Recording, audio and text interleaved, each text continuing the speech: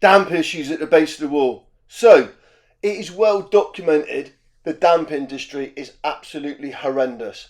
To be fair, there's some brilliant ones out there, but I would say the majority of the advice is really, really poor. I only get involved in the really bad jobs where people have spent thousands of pounds or are about to spend thousands of pounds and they've had really bad advice. So this one is just a basic survey I'm doing here, but you can see how costs can escalate. So what we're just showing is here, people slag off damp meters. They really give them a kick in. These are fantastic as a tool, as part of your investigation. Just mapping out moisture, trying to understand what's going on.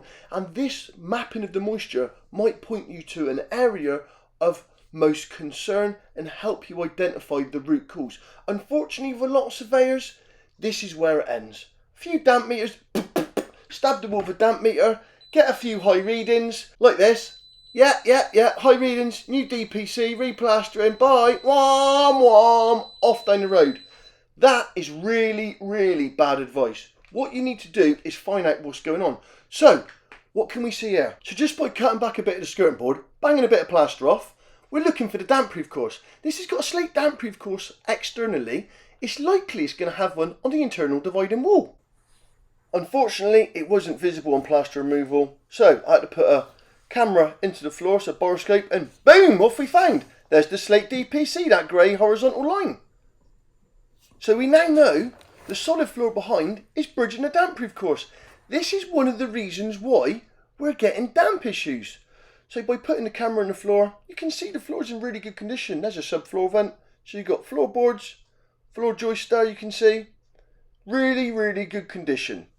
And there's the water main there. So happy days, slate DPC is present. And this is where the majority of damp surveys end. This is where we just get going. So I like to use the words damp investigation because it should be an investigation. Now, what can we see? What do you reckon's going to be happening here? So again, it is eliminating everything until you find the root cause. Remember, this building's 80 years old. Why all of a sudden has this bridging damp-proof course caused a problem? Oh, look what we find here. A downpipe. So it's cavity wall, downpipe. Remember, this is an internal dividing walls problem. Yeah, cavity wall insulation, slate DPC been pointed over. Now look, well, you've got to make the effort. You've got to get into the drain. Have a look. What can we see? Yeah, the gully's been smashed up. Somebody's put a bit of lead over it.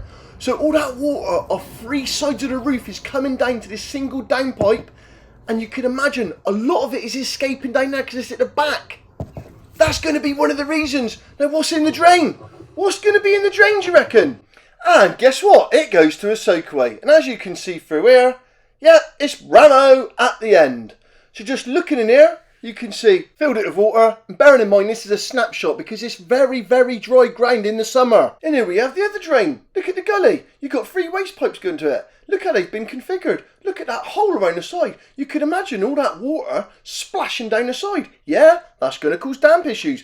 Put the camera down the drain, and this is going up to the WC. Guess what? There's no problem. Brilliant. So you put the camera down, hear the drain, going back to the other manhole. Straight away, ponding water, loss of vision. The drain's blocked. You can see I'm just ramming the camera through here now. And to be fair, we got it flowing. It was actually flowing again, which is great. So you've got to think, why is all that tissue blocking the drain? You can see a little bit floating on back down there. So I'm pulling the camera back. What can we see? A load of scale. Now this is free to fix because the waterboard, they will come and jet all this out. But as you can imagine, every time you flush a toilet, it's going to catch on there. And these problems can manifest into more of a problem. This is why it's essential to get the drains checked as part of the damp investigation. Look at that scale build up.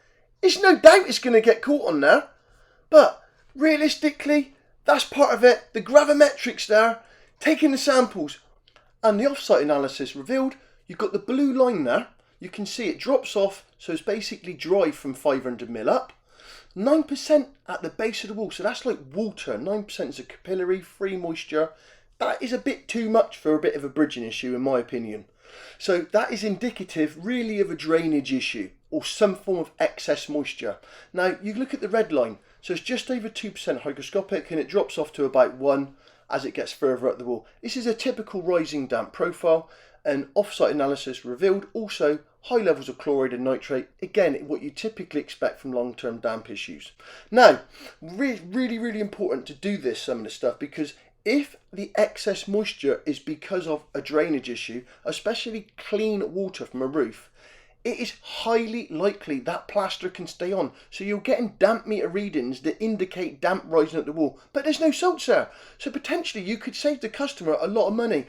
And the most important piece that is free, the most important piece of the jigsaw, is the reported history. You need to question your client to find out what has changed within that building. This is the big gold nugget of information I got. They changed the fascias and gutters 2 years ago.